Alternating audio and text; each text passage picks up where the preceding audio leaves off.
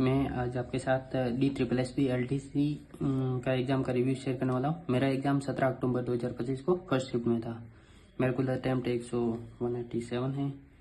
और आज मैं इस वीडियो में आपको ये बताऊंगा कि हमें सेक्शन वाइज में कितना टाइम देना चाहिए और कितना एक्चुअल में लग रहा है, जिससे हम मतलब एक रफली बांट के जाए कि हमें हाँ इस सेक्शन में इतना टाइम देना चाहिए। और क्वेश्चन आइए कि इसकी बेस्ट अप्रोच, पेपर लेवल कैसा था और क्या अभी भी अटेंडेंस वही 20% ही चल रही है या इसमें कुछ कम ज़्यादा हुआ है, इसके बारे में हम डिस्कस करेंगे। तो सबसे पहले मैं शुरू करता हूँ। सबसे पहले अपने पेपर में रीजनिंग खुलती है। रीजनिंग के 20 क्वेश्चन, फिर रीजनिंग का ही दूसरा भाग आता है जिसमें 15 क्वेश्चन, फिर उसके बाद में रीजनिंग के बाद में अपने जी के 20 क्वेश्चन 15 क्वेश्चन, फिर मैथ 20-15, फिर इंग्लिश 20-15, फिर हिंदी 20-15 और फिर अपने कंप्यूटर 20 और 5। तो इस प्रकार टोटल सारे सेक्शन बटे हुए हैं और हर एक सेक्शन के बाद हम दूसरे एक सेक्शन को सबमिट करने के बाद दूसरे सेक्शन पे नहीं जा सकते। तो सबसे पहले मैं अपने रीजनिंग का एनालिसिस बताता हूँ। तो रीजनिंग का पेपर इजी था, बस इसमें ना एसएससी के अलावा ये जो आती हैं पजल आती हैं और सीटिंग अरेंजमेंट में मैक्सिमम क्वेश्चन होते हैं और इसमें पजल भी आती हैं। तो लेकिन ये इतनी मुश्किल नहीं होती है, जैसे कि आपको ऐसे नहीं कि 2-3 पॉसिबिलिटी लेके सॉल्व करना होता है, वो नहीं। सीधा आप जैसे ही करते जाओगे वन गो में, जैसे ही आप क्वेश्चन पढ़ना शुरू करो तो ऐसा नहीं कि आपको वो साइड में लिखने की जरूरत नहीं है पॉसिबिलिटी, अरे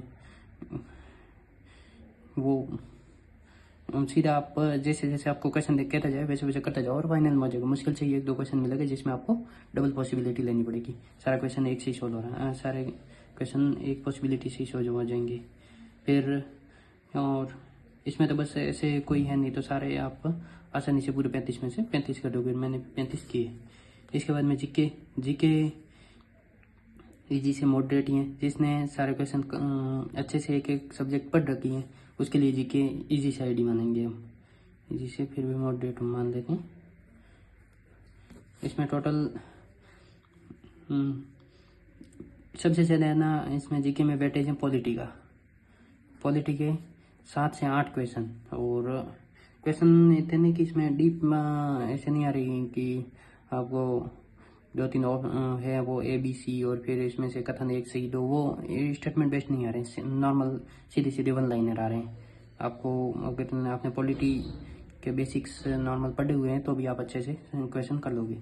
इसके बाद में फिर हिस्ट्री के 4 से 5 क्वेश्चन आ रहे हैं और साइंस के क्वेश्चन टोटल बायो केमिस्ट्री और फिजिक्स को मिला के इसमें भी 6-7 क्वेश्चन हो जाएंगे।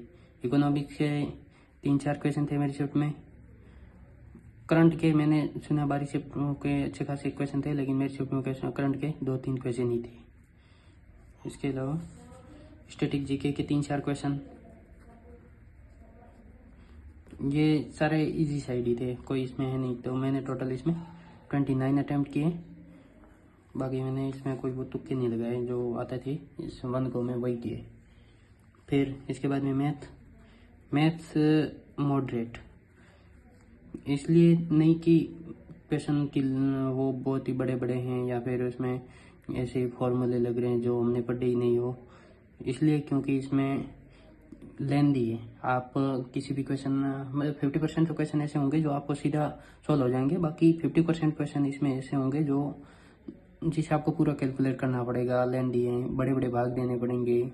और ऑप्शन भी उसमें ऐसे नहीं कि आप कोई भी ऑप्शन लगा लो, उसमें ऑप्शन क्लोज ऑप्शन होंगे। तो मैथ में काफ़ी आपको टाइम कंज्यूमिंग होगा।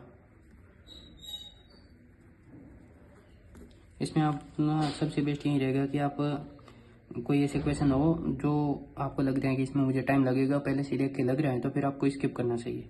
मैंने इसमें ऐसा थोड़ा किया नहीं, तो मेरे लास्ट में थोड़ा टाइम की दिक्कत हुई, जल्दबाजी में सारा पिछले आगे क्वेश्चन अटैम्प्ट करने पड़े। मैंने टोटल इसमें 34 अटैम्प्ट किए थे। उसके बाद में हिंदी एंड इंग्लिश ये दोनों इजी थी बिल्कुल, बस वन गो में, ऐसे नहीं क्वेश्चन पढ़ा और सीधा आंसर। थोड़ा इंग्लिश में एक पैसेज आ रहा है जिसके 5 क्वेश्चन, और एक इसमें इंग्लिश में आएगा आपको वो क्या कहते हैं क्लोज टेस्ट, उसके भी 5 क्वेश्चन, और हिंदी में भी एक गद्यांश आ रहा है पैसेज, उसके 5 क्वेश्चन। ईजी है, कोई ऐसा नहीं, सीधे आपको क्वेश्चन पढ़ा और आंसर, और इसे आप फटाफट में कर सकते हो। मैंने इन दोनों में 34 क्वेश्चन अटैम्प्ट किए। और उसके बाद में आता है अपना कंप्यूटर मॉडरेट। कई ऐसे क्वेश्चन होंगे जो 1 गो में मिल जाएंगे आपको, मतलब क्वेश्चन पढ़ते ही आंसर, ऐसे वाले कई सारे क्वेश्चन मिल जाएंगे। और ये वैसे ऐसा इतना भी नहीं है, लेकिन सीजीएल जो मेंस में आता है आप मान लो वही है बस कंप्यूटर। और अगर किसी ने अच्छे से पढ़ा हुआ है तो वो आसानी से इसमें से 25 में से 24 क्वेश्चन का अटैम्प्ट कर लेंगे। मैंने 21 किए, टोटल 187 मेरा अटैम्प्ट है। और हाँ, जो ये अटेंडेंस 20% का मैंने बोला है, ये एक्चुअल में अभी भी 20 ही है। ऑल ओवर ये 22-23 के बीच में रहेगी, इससे ज़्यादा नहीं जाएगी अटेंडेंस। तो एक गोल्डन अपॉर्चुनिटी अपने के लिए। और पेपर लेवल मीडियम है। पिछले साल के मैंने प्रीवियस ईयर मॉक दिए थे, उससे हल्का सा प्लस है, मॉडरेट है उससे। और उसका मेन कारण है मैथ, इसके अलावा सभी का सेम ही है, कोई मुश्किल नहीं। और ठीक है, यही था। मैंने टोटल 187 अटैम्प्ट किए हैं। आप इससे जुड़े रहिएगा, मैं ज़रूर अपना स्कोर कार्ड शेयर करूँगा जब इसके आंसर की आएगी तो, और सभी एक साथ मिल के रहेंगे। आप भी अपने अटैम्प्ट टोटल नीचे बता देना कितने किए। और मैं अपने बारे में बताऊँ तो मैंने इस सीजीएल में मेरे 143 हैं, पिछले में प्री में 154 था, और मेंस में 323 थे, पर थोड़ा नंबर से रह गया था। बाकी इस फेज 30 में 10th लेवल में 183 में रो स्कोर है। एनटीपीसी का भी मैंने मेंस दिया है, तो ऐसे नहीं कि मैं वो कुछ फेक नहीं, मतलब सारे एकदम जेन्युइन रिव्यू।